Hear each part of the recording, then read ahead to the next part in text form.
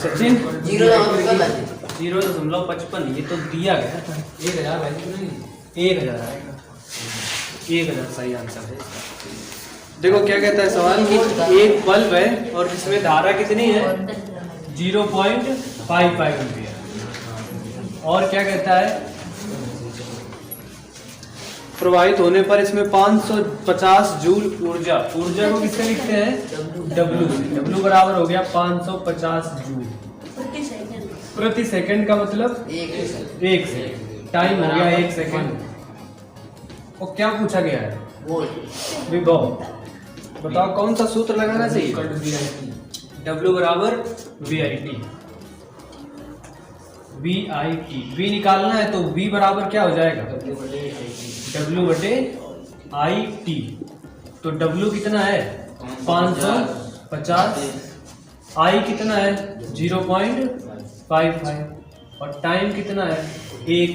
तो पॉइंट हटाओगे बताओ 0 पर कितने बढ़ाओगे 2 बढ़ाएंगे और 55 एकम 55 तो 1 आया और 3 0 आया। 1000 क्या है वोल्ट एम्पियर नहीं वोल्ट विभव निकाल रहे हैं। तो 1000 इसका आंसर 1000 वोल्ट लगा लो।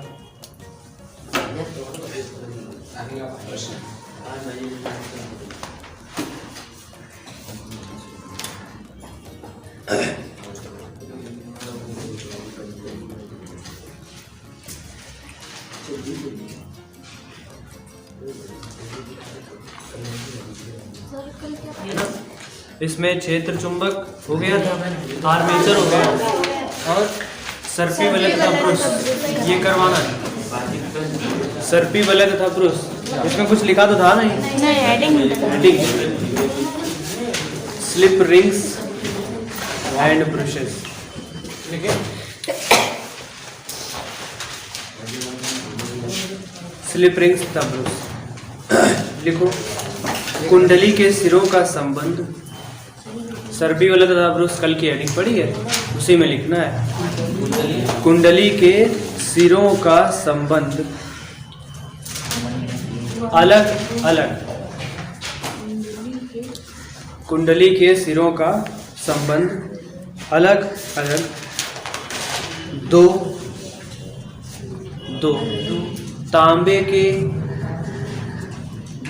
तांबे के छल्लों से होता है।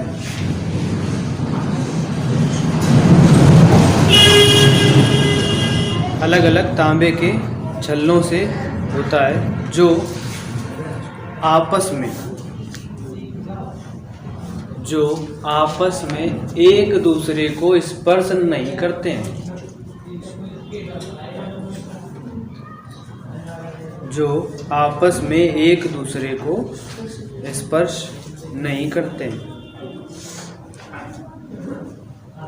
और कुंडली के साथ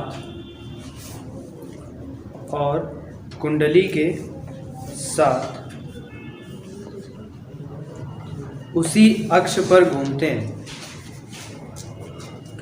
कुंडली के साथ उसी अक्ष पर घूमते हैं। इन्हें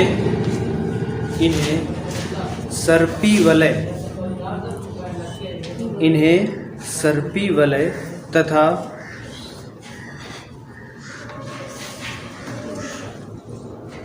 काट दो सर्पी वलय को इन्हें सर्पी वलय कहते हैं। आगे लिखो छल्लों का संबंध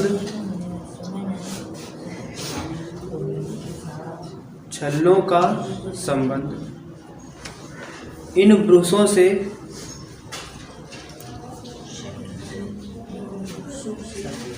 से होता है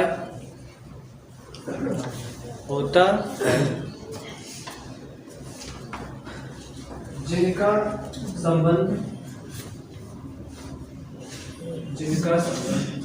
उस बाह्य परिपथ से होता है।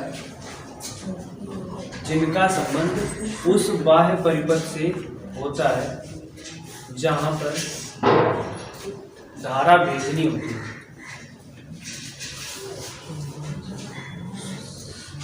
जहां पर धारा भेजनी होती है।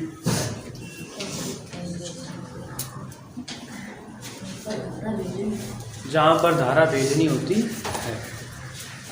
अब कार्य विधि हेडिंग डालो, कार्य विधि,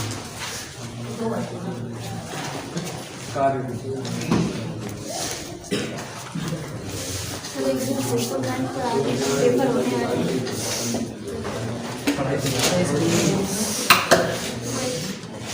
मुझे पढ़ा तो रहे, नहीं पढ़ा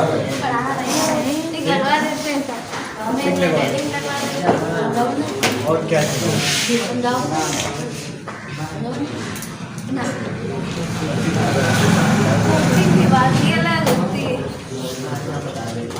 और वहाँ क्लास की बात अलग है भाई। What is the difference? There is many difference. There are many different things. Yeah.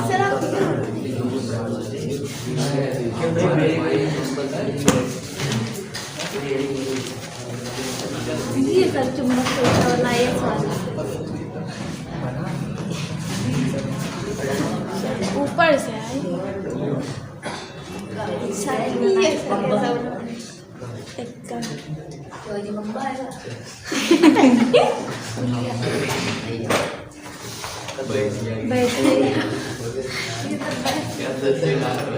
ये यन है, A B C नहीं की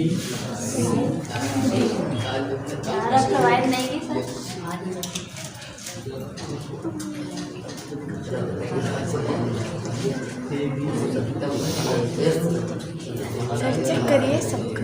यहाँ पर एक लगाया प्यारा सा, इसमें फिर हमने दूसरा लगाया, पीछे वाला तुमने वो सब गलत हो ये गलत कहाँ से आ गया? नहीं बनाना नहीं, घर से बनाने के लिए दिया था, अभी 4 लड्डू मिल गया। देखो ये एक मोटर के अंदर का पार्ट है, जैसे जब उसके अंदर हम लोग क्या देखते हैं, ये जो घुमाने वाला है ना छल्ला, क्या बोलते हैं इसको? 3 चीजें होती हैं इसमें, क्षेत्र चुंबक, ये बड़े बड़े हैं क्षेत्र चुंबक, ठीक, और दूसरा क्या है आर्मेचर, और इसके बाद क्या है सर्पी वलय तथा ब्रूस। 3 चीजें तो हैं। ये कुंडली है ABCD, ठीक, इसी को सर्पी वलय घूमता हुआ, और ये रिंग है ब्रूस। रिंग बाद में, जैसे कि मान लो ब्रूस का काम क्या होता है, ये एक छल्ला है, ठीक है, और छल्ले के ऊपर एक यहाँ पर ब्रूस है। ब्रूस वही मान लो जिससे ब्रश करते हो सुबह से, वो एक ब्रूस लगा। और ये बताओ कुंडली जब घूमेगी, ये ABCD, ये ABCD इस तरह से है, ये इस तरह से घूमेगा, पूरा रोटेट होगा, तो रोटेट होने के साथ साथ बताओ ये भी तो रोटेट होंगे, है ना। जब ये घूमेंगे तो उसके ऊपर, अब जब ये घूमेगा तो बताओ अगर यहाँ हम तार लगाएं इसमें एक, ठीक, और एक तार इसमें लगाएं, तो होगा क्या कि अगर ये घूमेगा तो ये भी तार भी घूमेंगे, घूमेंगे कि नहीं, समझना ध्यान से। अगर ये तार घूमेंगे तो फिर सर्किट में तार उलझ जाएंगे। ये तो बहुत तेज घूमता है, जानते हो ना, जनरेटर में बहुत तेज घूमता है ये, तो जब बहुत तेज घूमेगा फिर तार भी इतनी तेज घूम जाएंगे और जब लिपट जाएंगे तार, सब खराब हो जाएगा, सर्किट ब्रेक हो जाएगा, बेकार हो जाएगा।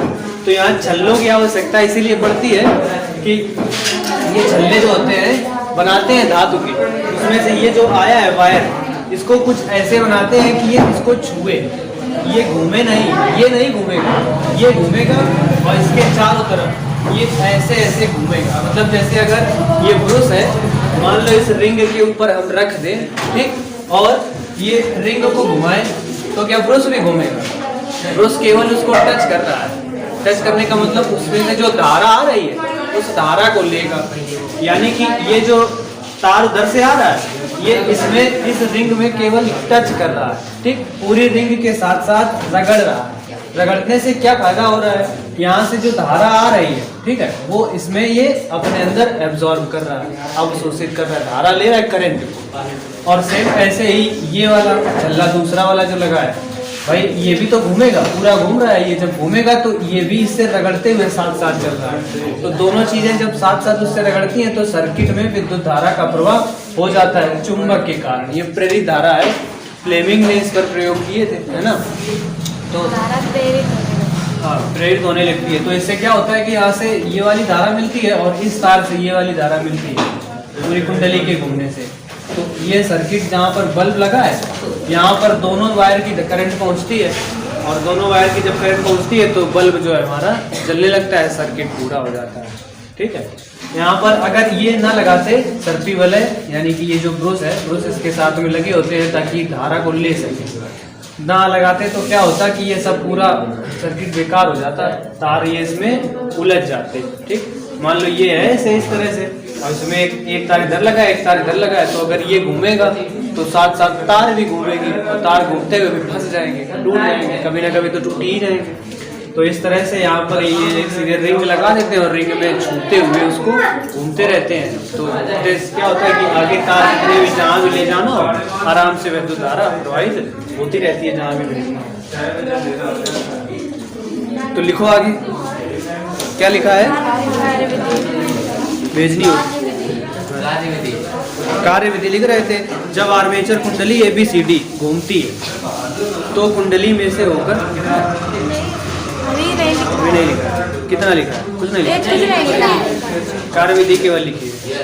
देखो इसमें जब आर्मेचर कुंडली ABCD घूमती है, ये जो ABCD है ये पूरी जब घूमेगी, आर्मेचर कुंडली ABCD घूमती है तो कुंडली में से होकर, तो कुंडली में से होकर जाने वाली फ्लक्स रेखाओं की संख्या में, कुंडली में से होकर जाने वाली फ्लक्स रेखाओं की संख्या में परिवर्तन होता है। फ्लक्स रेखाओं की संख्या में परिवर्तन होता है, परिवर्तन होता है।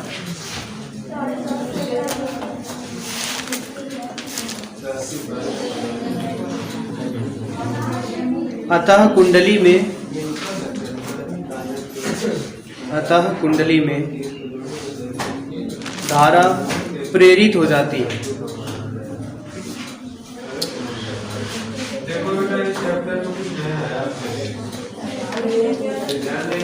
कुंडली में धारा प्रेरित हो जाती है और यह धारा प्रत्यावर्ती धारा होती है, और यह धारा प्रत्यावर्ती धारा होती है।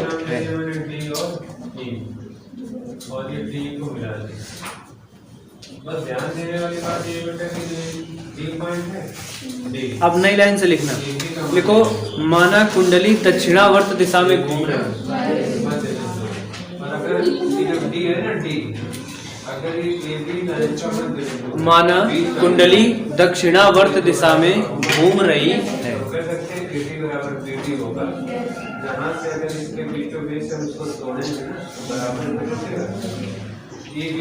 दक्षिणावर्त दिशा में घूम रही है। देखो दक्षिणावर्त और वामावर्त दो शब्द आएंगे, बताया था हमने कल। दक्षिणावर्त का मतलब है जैसे कि घड़ी की सुई घूमती है ऐसे, ठीक, ऐसे तो घूमती है, ऐसे तो नहीं, तो दक्षिणावर्त घूमती है। तो कुंडली भी कैसे घूम रही है, दक्षिणावर्त, ठीक, मतलब इस तरह से रोटेट होगी ऐसे, ठीक है। तो जब इस तरह से रोटेट होगी तो इसमें इस कुंडली के यहाँ पर घूमने से इसमें प्रेरित धारा की जो दिशा होगी वो हम लोग फ्लेमिंग के बाएं हाथ के नियम से निकालेंगे, ठीक है। तो जो इसकी दिशा है प्रेरित धारा की दिशा, ठीक, बताओ वो जो सूत्र था, सूत्र क्या था उसमें, हाथ कैसे करते हैं, किस तरह से, बाएं हाथ का नियम था लंबवत रहे, प्रेरित धारा की दिशा FBI था, है ना। ये चालक की गति हो गई, ये चुंबकीय क्षेत्र की दिशा हो गई और ये प्रेरित धारा की दिशा हो गई, है ना। तो देखना ये जो यहाँ पर ए बी है, जब भुजा ए बी ऊपर रहेगी तो यहाँ पर देखना हाथ को रखो अपने ऐसे। भाई चुंबक की दिशा क्या है? यही तो है। सभी रेखाएं चुंबकीय बल रेखाओं के गुण पढ़ चुके हो। कहाँ नॉर्थ पोल से निकलती हैं और साउथ पोल में चली जाती हैं। चुंबकीय बल रेखाएं जो होती हैं वो उत्तरी ध्रुव से निकलकर दक्षिणी ध्रुव में समाप्त हो जाती हैं। यही तो पढ़ा, वक्र बनाती हुई, है ना, मतलब घूमते हुए। ठीक है, तो जो यहाँ पर दिशा होगी धारा की वो क्या होगी? इस तरह से इधर जा रही है तो ये देखना यहाँ पर ऐसे, तो ऐसे रहेगी तो धारा की दिशा देखो ये आ रही है आगे की तरफ, ये चालक की गति है और ये चुंबकीय क्षेत्र की दिशा है। यही तो रहेगी भाई, ये है यन, ये चुंबकीय क्षेत्र हो गया। ठीक, वक्र बनाता हुआ रहेगा यस की तरफ। तो धारा कहाँ मिलेगी? बाहर की तरफ। ठीक, और बाहर की तरफ सर्किट पूरा करते हुए आएगी, इससे घूमते हुए पहले ए बी में, फिर बी सी में, फिर सी डी में, और सी डी से लेकर ये यहाँ पर आ जाएगी। ये ब्रुश कौन सा है? एक्स ब्रुश में आ जाएगा। ठीक, और इसी तरह से जब ए बी इधर चला जाएगा तो सी डी उधर आ जाएगा, है ना भाई। ए बी इधर आ जाएगा और सी डी उधर चला जाएगा। तब भी यहाँ फ्लेमिंग के बाएं हाथ के नियम से धारा की दिशा कहाँ होगी? बाहर की तरफ, लेकिन तब ब्रुश चेंज हो जाएगा। ब्रुश कौन सा हो जाएगा? वाई हो जाएगा। ठीक, तो जब आधे चक्कर में धारा आती है तो यक्स ब्रुश में आती है और दूसरे आधे चक्कर में आती है तो वाई ब्रुश में आती है। धारा की दिशा बदली कि नहीं बदली भाई? एबी से तथा किसी क्षण क्षैतिज अवस्था में है, तथा किसी क्षण क्षैतिज अवस्था में है, क्षैतिज अवस्था में। आगे लिखो, यदि कुंडली की भुजा ए बी, यदि कुंडली की भुजा ऊपर की ओर उठ रही, ले लो मार्कर ले लो, अभी जरूरत नहीं है।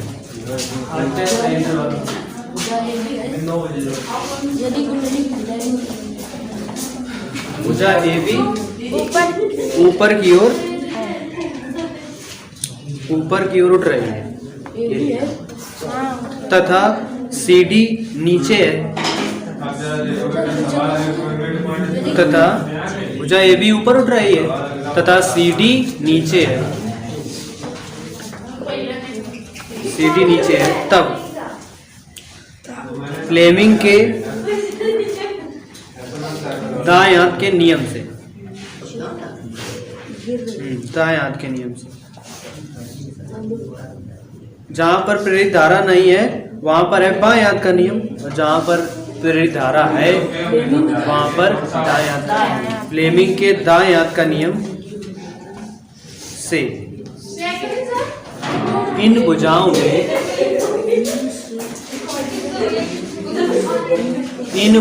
में प्रेरित धारा, इन भुजाओं में प्रेरित धारा की दिशा वही है, प्रेरित धारा की दिशा वही है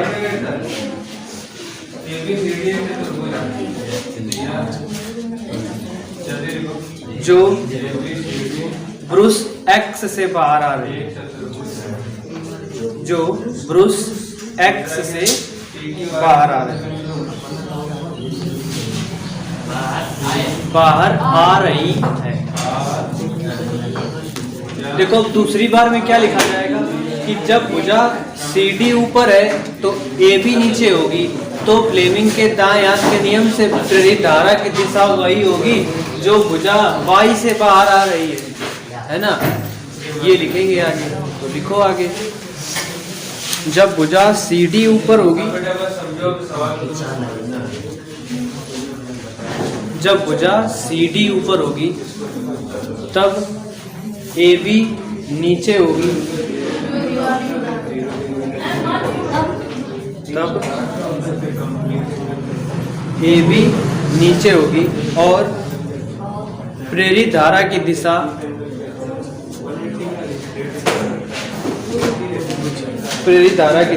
वाई ब्रुश, प्रेरित धारा की दिशा वाई ब्रुश की ओर को होगी, की ओर को होगी। इस प्रकार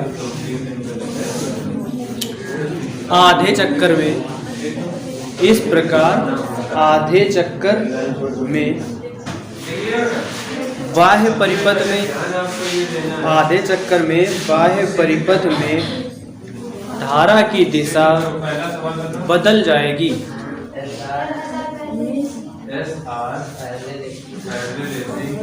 धारा की दिशा बदल जाएगी।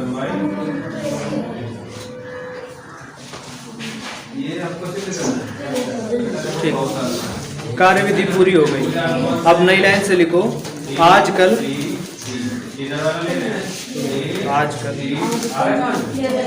जितने, ये कार्यविधि में नहीं है जो हम बोल रहे हैं, आजकल जितने विद्युत शक्ति संयंत्र, विद्युत शक्ति संयंत्र, इंग्लिश लिख लो इलेक्ट्रिक पावर प्लांट। आप जान गए हो इलेक्ट्रिक पावर प्लांट।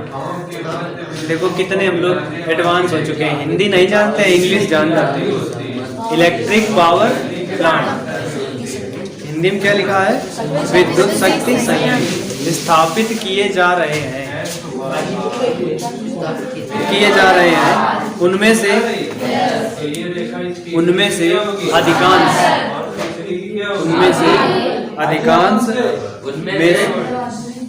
से अधिकांश में प्रत्यावर्ती विद्युत धारा,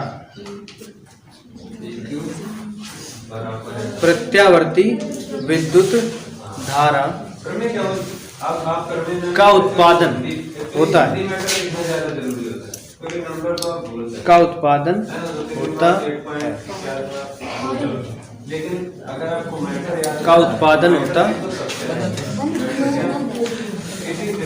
प्रत्यावर्ती विद्युत धारा का उत्पादन होता है। देखो प्रत्यावर्ती विद्युत धारा जो है, धारा कितने प्रकार की हमने बताई थी? कौन कौन सी? दिष्ट धारा और प्रत्यावर्ती धारा। दिष्ट धारा होती है डायरेक्ट करंट और प्रत्यावर्ती धारा अल्टरनेटिंग करंट। इसमें जो धारा उत्पन्न होती है वो अल्टरनेटिंग करंट होती है। प्रत्यावर्ती बैटरी वाली नहीं है, ये अल्टरनेटिंग करंट है। देखो प्रत्यावर्ती धारा है, इसकी दिशा बदल रही है हर आधे चक्कर में कि नहीं? पहले ए बी ऊपर आएगा तो सी डी नीचे जाएगा, तो दिशा बदल गई, तब धारा यक्ष में जाएगी। और जब सी डी ऊपर आ जाएगा तो ए बी नीचे चला जाएगा। भाई ये कुंडली है पूरी आर्मेचर घूम रही है, ये तो दिशा बदली है हर आधे चक्कर के बाद। तो जिस धारा की दिशा बदलती है वो प्रत्यावर्ती धारा होती है। इसका फायदा ये होता है कि ये हर चक्कर में घूमती है, तो हर बार इसकी संख्या बदलती है, तो ये हर बार तार में विद्युत धारा में इलेक्ट्रॉनों को फ्लो करवाती है हर बार। ठीक, तो इससे क्या होता है कि इलेक्ट्रॉन अगर मान लो थोड़ी दूर गया तो पीछे से फिर दूसरा इलेक्ट्रॉन आया और धक्का दे दिया, फिर तीसरा आया उसको फिर से धक्का दे दिया। समझ रहे हो ना? तो जैसे भीड़ में खड़े, लाइन बहुत लंबी है, पीछे से धक्का दो तो असर आगे तक जाता है कि नहीं जाता? तो इससे ऊर्जा की कम हानि होती है ना। और दूसरी प्रकार की धारा होती है, देखो पहली बार में क्या किया हमने कि अलग अलग ब्रश लगाए, यक्स वाई छल्ले अलग अलग लगाए। अब डीसी धारा कैसे उत्पन्न इससे कर सकते हैं? यहाँ पर हम एक काम करें, भाई कुंडली घूमेगी तो इन दोनों तारों में जो ये यहाँ से आए हैं ए बी से और सी बी से बाहर निकलकर कुछ ऐसा लगा दें दोनों को हटा करके कि इसकी दिशा ना बदलती हुई दिखे। तो यहाँ पर एक काम करते हैं, अब की बार जो रिंग लेते हैं ये दो नहीं लेते, अब की बार एक लेते हैं और उसको क्या करते हैं यहाँ बीच से कट करते हैं। तो ये वाला ब्रश जो है दूसरा वाला तार इसमें टच करा देते हैं और पहला वाला इसमें टच करा देते हैं। समझ गए? तो जब ये वाला तार इसमें घूमता है तो धारा इसमें प्रवाहित होती है और फिर ये पलट के तुरंत इस पर पहुंच जाता है। तो जो इस पर टच हो रहा होता है पहले वो इस पर आ जाता है। समझ गया ना? तो सर्किट पूरा बन जाता है, ब्रेक नहीं होता है, तार एक दूसरे में टच नहीं हो रहा है। समझ गए ना? तो इससे धारा जो प्रवाहित होती है ये डायरेक्ट करंट होती है, ठीक, दिष्ट धारा। तो पहले वाले में प्रत्यावर्ती धारा, तो ये पहला वाला जो था प्रत्यावर्ती धारा जनित्र, और इसके बाद में पढ़ना है तुम्हें दिष्ट धारा जनित्र। तो दिष्ट धारा जनित्र में सब कुछ सेम है पूरा। पेन तुम खुद उठा लो। तो ये प्रत्यावर्ती धारा जनित्र और डायनमो का पूरा टॉपिक फिनिश हो गया, ठीक है। अब दिष्ट धारा जनित्र हेडिंग डालो। अगला दिष्ट धारा जनित्र,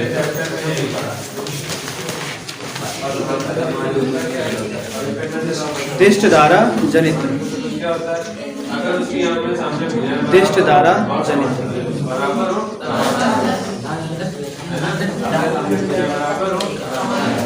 लिखो इसमें इसकी रचना, इसकी रचना प्रत्यावर्ती धारा, इसकी रचना प्रत्यावर्ती धारा जनित्र के समान ही होती, के समान ही होती है, के समान ही होती है। अंतर केवल इतना होता है,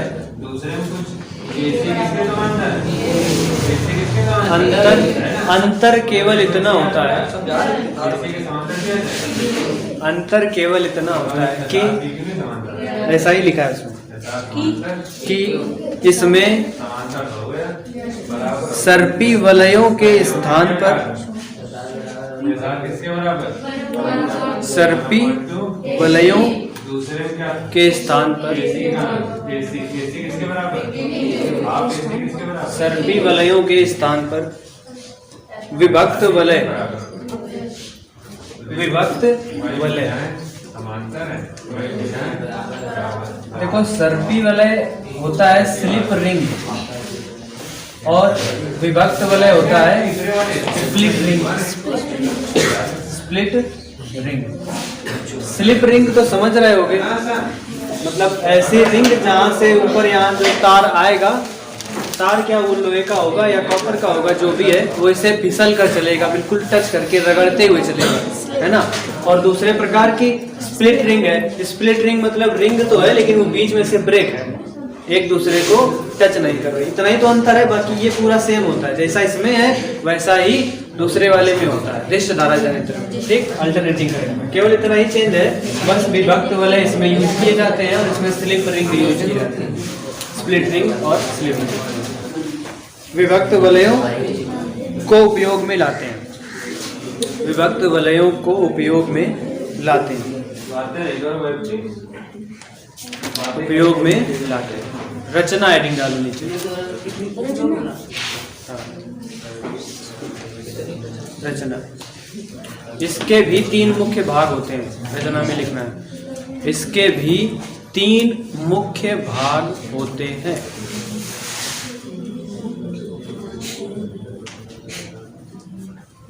तीन मुख्य भाग होते हैं। नंबर 1 हेडिंग क्षेत्र चुंबक, क्षेत्र चुंबक, क्षेत्र चुंबक वही लिखना है जो उसमें लिखा है पीछे, ठीक। हम लिखवा नहीं रहे, अपने आप लिख लोगे कि लिखवा दें। जो पीछे वाले में लिखा है ना प्रत्यावर्ती धारा जनित्र में, तीनों हेडिंग वही थी, केवल चेंज थोड़ा सा कार्य विधि में है, बाकी सेम है।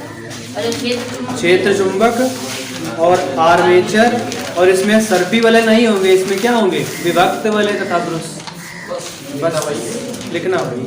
विभक्त वलय में थोड़ा चेंज होगा, बाकी ब्रुश चेंज है। तो 2 हेडिंग जो है ना, क्षेत्र चुंबक और आर्मेचर, वो पीछे वाले से कॉपी करके लिख लोगे पूरा, है ना। ना लिखो तो हेडिंग डाल दो, याद वही कर लेना, है ना, सही रहेगा। तो तीसरी हेडिंग डाल दो जो लिखनी है, विभक्त वलय तथा ब्रुश, विभक्त वलय तथा ब्रुश।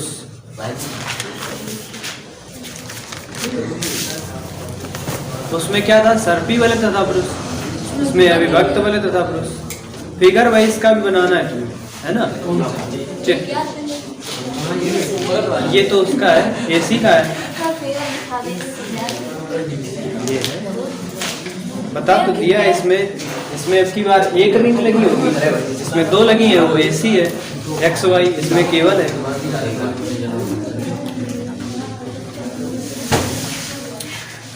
लिखो, विभक्त वलय पीतल का एक बेलन होता है, सब इंटर वाले तो है फर्स्ट ईयर के। विभक्त वलय पीतल का एक बेलन होता है, 10th के है 10th। फर्स्ट ईयर तक समझ लिए। पीतल का एक बेलन होता है जिसकी लंबाई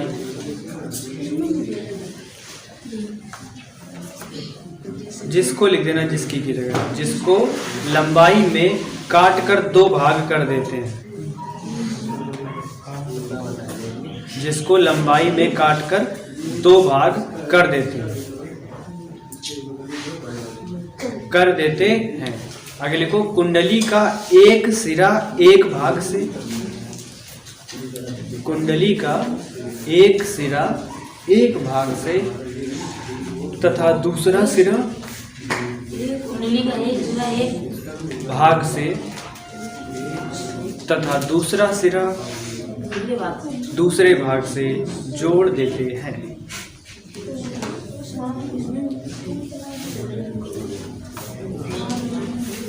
जोड़ देते कुंडली के प्रत्येक आधे चक्कर के बाद,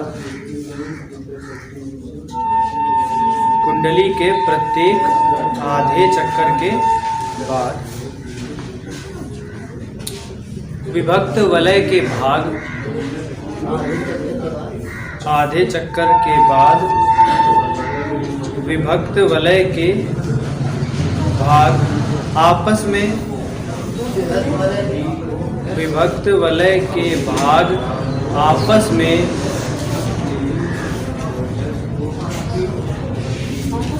में ब्रुशों को बदल लेते हैं, ब्रुशों को बदल लेते हैं,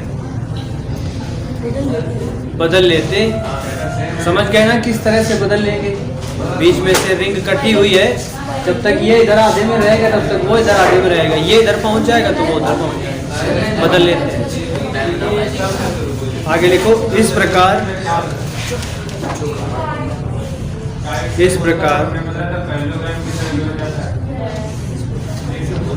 कुंडली में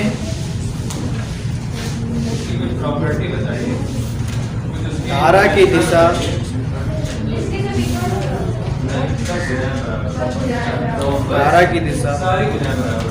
वही रहती है।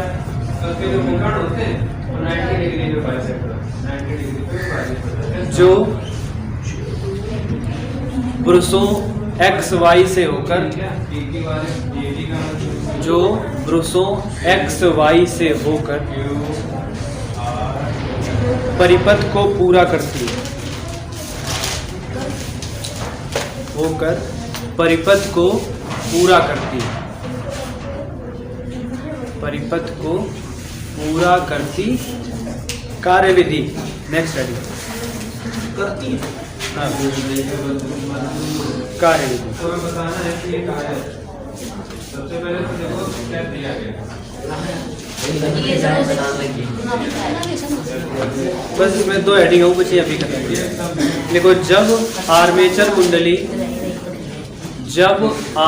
कुंडली ABCD घूमती है, जब आर्मेचर कुंडली ABCD घूमती है दूसरा क्या है?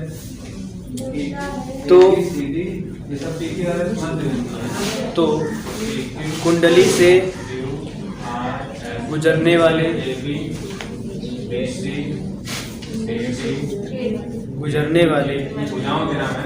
चुंबकीय फ्लक्स में परिवर्तन होता है, और BC का CD का RAD का चुंबकीय फ्लक्स में परिवर्तन होता है। और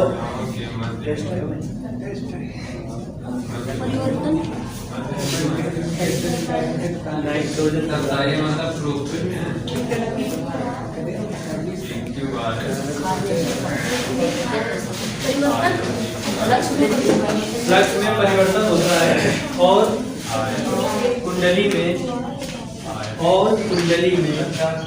एक प्रेरित विद्युत वाहक बल, और कुंडली में एक प्रेरित विद्युत वाहक बल उत्पन्न होता है। है ना, आयत के विकर्ण समझ से वाजिब होते हैं और संतत उत्पन्न होता है और वैद्युत धारा प्रवाहित हो जाती है। लेकिन एक डिफरेंस होता है, वैद्युत धारा प्रवाहित हो जाती है और जो सीधा बनता है वो आयत बनता है। तो डिफरेंस ये है कि आयत में सब कोण प्रवाहित हो जाती। आयत बिल्कुल ऐसे बनता है, कुंडली के पहले आधे चक्कर में, कुंडली के पहले आधे चक्कर में अपोजिट एंगल सेम होता है। आधे चक्कर में प्रेरित, तो सबसे पहले क्या करेंगे, प्रेरित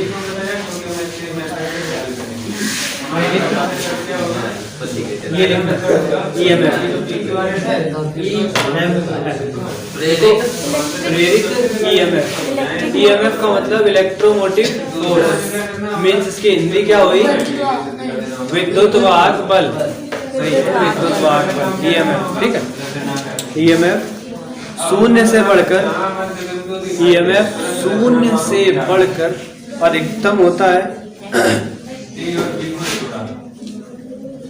शून्य से बढ़कर अधिकतम होता है, अधिकतम होता है तथा पुनः घटकर शून्य हो जाता है, घटकर शून्य हो जाता है। इस प्रकार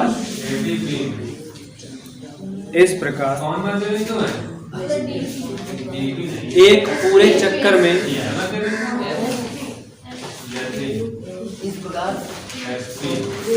इस प्रकार एक पूरे चक्कर में EMF दो बार अधिकतम, EMF दो बार अधिकतम और शून्य होता है, दो बार अधिकतम और शून्य होता है,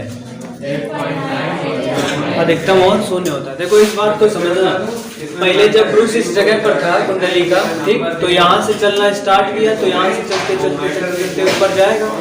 तो पहले जब इसको टच किया होगा तब प्रेरित धारा यानी विद्युत वाहक बल बिल्कुल थोड़ा होगा, और जैसे जैसे ऊपर चलता चला जाएगा वैसे वैसे बढ़ती चली जाएगी धारा, और जैसे ही इससे छूटेगा तुरंत जीरो, मतलब इतनी देर तो हवा में रहेगा, किसी को टच तो कर नहीं रहा है, तो तुरंत जीरो हो गई धारा। और फिर इसको छुआ तो फिर यहाँ से स्टार्ट हुआ जीरो से, और फिर यहाँ तक छूते छूते नीचे तक आया, तो फिर धीरे धीरे बढ़ करके अधिकतम हुआ, और फिर यहाँ से हट गया, फिर जीरो हो गया, फिर अगली वाली स्टार्ट हो गई। ये चुंबक है जिसे दो भागों में बांटा गया है। नहीं, चुंबक वो ये स्प्लिट रिंग है, ये रिंग है विभक्त बल है, जहाँ से करंट ले रहे हैं वो जगह है जहाँ करंट उत्पन्न होता है। ये पीतल का है, ये ऐसी धातुओं का बनाया जाता है जिससे कि रगड़े तो रगड़ने पर धातुएं मतलब पिघल नहीं, निकल नहीं। जैसे पीतल है, पीतल को रगड़ो तो कम पीतल छूटता है, वैसे आसानी से पीतल थोड़ी रगड़ के सब निकल है ना। लोहा है, लोहा को रगड़ो तो लोहा की छीलन निकलने लगती है ना। जैसे लकड़ी को काटो तो बुरादा निकलता है, ऐसे लोहा को काटो, सरिया काटी कभी बुरादा निकलता है ना। तो वैसे लोहा अगर लगाएंगे यहाँ तो लोहा से बुरादा निकलेगा, और तो फिर धीरे धीरे घिस जाएंगे। लेकिन ये घिस तब भी जाते हैं, लेकिन जल्दी इतने नहीं घिसते हैं। जनरेटर होता है उसमें घिस जाते हैं, 4-5 साल के बाद घिस जाते हैं, बदलना पड़ता है, तो इतनी जल्दी नहीं बदलना है। दो बार शून्य होती है। आगे लिख दो, अतः बाह्य परिपथ में, अतः बाह्य परिपथ में धारा सदैव, बाह्य परिपथ में धारा सदैव एक ही दिशा में होती है। बाह्य परिपथ में धारा सदैव एक ही दिशा में होती है। किसके बराबर है? एक ही दिशा में होती है। ठीक, तो दिश धारा पूरा कंप्लीट है। दिश धारा जनित पूरा कंप्लीट। अरे धारा की परिभाषा और लिख लो, प्रत्यावर्ती धारा और दिश धारा किसे कहते हैं। ठीक, इतना कभी कभी सेट में आ जाता है। हेडिंग डाल दो अगली, प्रत्यावर्ती धारा। ये इसका टॉपिक नहीं है, ये अलग से प्रत्यावर्ती धारा। लिखो वह धारा हो गया ना समांतर। जिसका परिमाण, प्रत्यावर्ती धारा हेडिंग डालनी है और उसमें लिखना है वह धारा एक पैरेललोग्राम। जिसका परिमाण लेकिन परिमाण तथा दिशा, हमको तो आयत सिद्ध करना था, तो हमें परिमाण तथा दिशा समय के साथ बदलती रहती है। 90 डिग्री जाना है। परिमाण तथा दिशा समय के साथ बदलती रहती है, सही है, बगल वाले 180 होते हैं, तो 190 होगा तो दूसरा। प्रत्यावर्ती धारा कहलाती है। तो हमको ये एंगल 90 बदलती रहती है, प्रत्यावर्ती धारा कहलाती है। AC को भी जोड़ देना। प्रत्यावर्ती धारा कहलाती है। दिष्ट धारा हेडिंग डालो फटाक के नीचे। दिष्ट धारा कितना नंबर है? देखो बेटा। लिखो वह धारा क्या है? समांतर। वह धारा